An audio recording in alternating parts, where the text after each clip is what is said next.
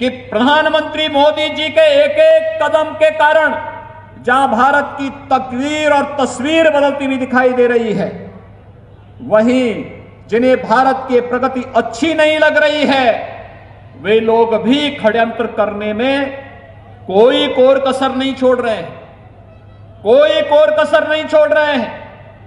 आपने देखा होगा किस प्रकार से एक एक झूठ को बार बार बोल करके इनके द्वारा प्रयास किया जा रहा है कि झूठ बोल करके देश के अंदर अव्यवस्था और अराजकता का एक माहौल पैदा किया जाए, लोगों को देश की व्यवस्था से अलग करने का षड्यंत्र करने का प्रयास हो रहा है, लेकिन झूठ झूठ होता है।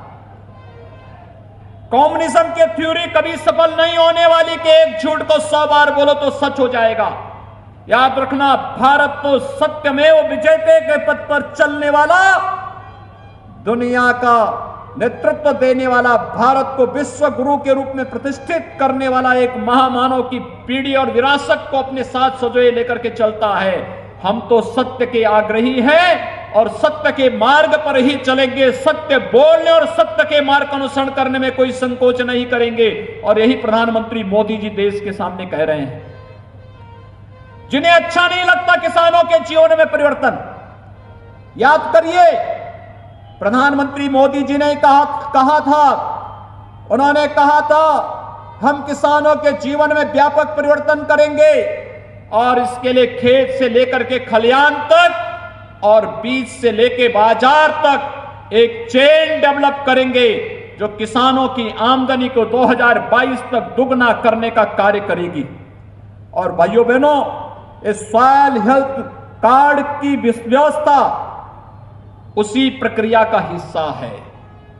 प्रदेश के अंदर 36,000 करोड़ रुपए का किसान ऋण माफी का कार्यक्रम उसी का हिस्सा है। किसानों को पीएम कुसुम के माध्यम से सोलर पंप का वितरण उसी का हिस्सा है। एमएसपी उसी का हिस्सा है। और यही नहीं, मैं अभिनंदन करता हूं और आभार व्यक्त करता हूं प्रधानमंत्री मोदी जी का, जिन्होंने कल की कैबिनेट में उत्तर प्रदेश के किसानों के लिए 3500 करोड़ रुपए के गन्ना एक्सपोर्ट की सब्सिडी देने उनके सीधे खाते में प्रधानमंत्री मोदी जी ने देने की घोषणा की है। आप सोचिए, ये 3500 करोड़ रुपए हमारे अन्नदाता किसानों के खाते में सीधे प्रधानमंत्री जी क्लिक करेंगे और अन्नदाता किसानों के खाते में एक पैसा जाएगा। प्रधानमंत्री मोदी जी के द्वारा हर एक लाभार्थी को सीधे शासन की योजना का लाभ देने में ही विपक्ष को परेशानी है, क्योंकि विपक्ष तो अन्नदाता किसानों के भी हक पे डकैती डालने का काम करता था। स्वर्गीय राजीव गांधी जी ने वैसे ही नहीं कहा था कि हम 100 रुपया भेजते हैं किसान के खाते में, मजदूर के खाते में 10 ही रुपया जाता है, 90 रुपया कौन चढ़ कर जाता था। आज जो परेशानी जिन लोगों को ये 90 रुपया चट करने वाले लोगों के जब हक पर पूरी तरह प्रतिबंधित किया जा रहा है, उसको रोका जा रहा है, तो उसे परेशानी हो रही है। और परेशानी इस बात की हो रही है कि ये तो कैसी सरकार चल रही है कि बिचौलिए और दलाल एक तरफ के जा रहे हैं और योजना का लाभ किसान को, गांव को, मजदूर को, नौजवान को, महिलाओं को उनके खाते में पैसा सीधे डाल करके किया जा रहा है। और मैं आभारी हूं प्रधानमंत्री मोदी जी का, जिन्होंने कल 3500 करोड़ की चीनी एक्सपोर्ट के लिए एक्सपोर्ट सब्सिडी का लाभ सीधे किसानों के खाते में देने की घोषणा की है। मैं उत्तर प्रदेश के अन्नदाता किसानों की ओर से प्रधानमंत्री मोदी जी का हृदय से अभिनंदन करता हूं। भाइयों बहनों, ये चिढ़ उन लोगों की है जिन्हें ये पसंद नहीं कि भारत एक भारत श्रेष्ठ भारत बनने की ओर क्यों अग्रसर हो रहा है। याद करिए, प्रधानमंत्री मोदी जी ने पहले कार्यकाल के लिए कहा था हम गरीबों के लिए, किसानों के लिए, नौजवानों के लिए, महिलाओं के लिए, समाज के लिए काम करेंगे। किसी को रसोई गैस का कनेक्शन, किसी को बिजली का कनेक्शन, किसी को प्रधानमंत्री आवास योजना का लाभ, हर गरीब को शौचालय की सुविधा का लाभ। आयुष्मान भारत में हर एक गरीब को 5 लाख रुपए की स्वास्थ्य बीमा का कवर देने का कार्य पूरी प्रतिबद्धता और पूरी ईमानदारी के साथ किया गया। लेकिन दूसरे कार्यकाल के लिए भी लक्ष्य निर्धारित कर दिए गए। आपने देखा होगा एक जगह धरना चल रहा है और धरने में मांग क्या हो रही है? पहले दिन उन्होंने कहा एमएसपी की गारंटी मिलनी चाहिए। भारत सरकार ने कहा कि एमएसपी तो हम दे ही रहे हैं, एमएसपी वापस लेने का कोई सवाल ही नहीं होता है। एमएसपी बल्कि कृषि संबंधी 3 कानून बनने के बाद सितंबर 2020 में एमएसपी में बढ़ोतरी करने का काम भी प्रधानमंत्री मोदी जी के नेतृत्व में केंद्रीय कैबिनेट ने किया है। लेकिन गुमराह करने वाले लोग क्यों गुमराह कर रहे हैं? क्योंकि उन्हें बुरा लग रहा है। और बुरा किस बात का लग रहा है? क्योंकि जो लोग भारत के स्वाभिमान और सम्मान को कचोड़ते थे, क्या अयोध्या में राम मंदिर बनना चाहिए कि नहीं बनना चाहिए? मैं पूछना चाहता हूं यहां पर आए हुए जितने भी किसान भाई बंधु हैं, सबसे पूछना चाहता हूं, आप बताइए क्या अयोध्या में राम मंदिर बनना चाहिए कि नहीं बनना चाहिए? मोदी जी ने काम ठीक किया है, आप समर्थन करते हैं तो एक बार बोलिए जय श्री राम,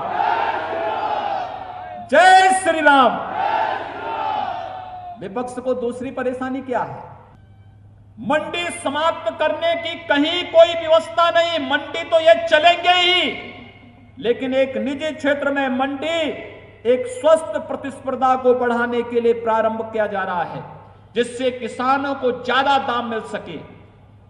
किसान अपनी उपज को मंडी के अलावा अगर कहीं बाहर बेचना चाहेगा, उस पे किसी भी प्रकार का कोई टैक्स नहीं लगेगा। यह गारंटी देने की एक व्यवस्था इसमें की जा रही है। लेकिन भाइयों बहनों, गुमराह करने का प्रयास ये विपक्ष और कुछ चुनिंदा लोग, जिन्हें भारत की प्रगति और किसानों की प्रगति और किसानों की खुशहाली अच्छी नहीं लग रही है, वे लगातार गुमराह करने का कार्य कर रहे हैं। और इसीलिए आज हम सबको आपके पास आने के लिए मजबूर होना पड़ा। ये विरोध करने वाले लोग वही हैं जिन्होंने उत्तर प्रदेश जैसे राज्य में कभी भी किसानों की उपज को नहीं क्रय किया था। मुझे याद है 2017 में जब उत्तर प्रदेश के अंदर मुझे मुख्यमंत्री पद के लिए मेरा चयन हुआ और मुझे कहा गया कि उत्तर प्रदेश के अंदर जा करके हमें किसानों के लिए कार्य करना है। भाइयों बहनों, सबसे पहला कदम हमारी सरकार का था। पहली कैबिनेट में हमारी सरकार ने जो फैसला लिया था, वह फैसला था 86 लाख किसानों के 36,000 करोड़ रुपए के कर्ज माफी का फैसला। यह फैसला था हमारा। याद करिए 2017 के विधानसभा चुनाव के पूर्व भारतीय जनता पार्टी ने अपने लोक कल्याण संकल्प पत्र में इस बात को कहा था। और ये 36,000 करोड़ रुपए का जो कर्ज माफी का कार्यक्रम संपन्न हुआ, एक एक जगह जाकर के हमारे माननीय सांसद और विधायक गणों ने आपको कर्ज माफी के सर्टिफिकेट वितरित किए थे। क्योंकि पैसा तो सीधे अकाउंट में किसान का गया या बैंक का कर्जा माफ होकर के सर्टिफिकेट उन्हें उपलब्ध करा दिया गया। लेकिन यह कार्य पूरी मजबूती से करने का कार्य प्रदेश के अंदर संपन्न हुआ। और इसके बाद दूसरा कदम जो उठाया गया वह था प्रदेश के अंदर किसानों की उपज को क्रय करने का। यही तो लोगों को बुरा लग रहा है। जो लोग आज गुमराह कर रहे हैं, उन लोगों को यही बुरा लग रहा है कि वास्तव में किसानों के लिए नई नई चीजें क्यों? बायोफ्यूल की यूनिट लगने जा रही है और बायोफ्यूल के माध्यम से किसान की आमदनी को अतिरिक्त आमदनी करने के लिए पराली का यानी धान का तो दाम मिलेगा ही मिलेगा, पराली का भी अतिरिक्त दाम मिल सके, इसके लिए बायोफ्यूल की एक नई पॉलिसी के साथ सरकार सामने आई है। मंडी समिति को ई नाम से जोड़ने के लिए प्रधानमंत्री मोदी जी ने जो कार्यक्रम आगे बढ़ाया है, उत्तर प्रदेश की 100 से अधिक मंडियां इसके साथ जुड़ चुकी हैं। हम तो मंडियों को तकनीक के साथ जोड़ रहे हैं, आधुनिक इंफ्रास्ट्रक्चर के साथ जोड़ रहे हैं, लेकिन विपक्ष गुमराह क्या कर रहा है कि मंडी बंद हो जाएगी।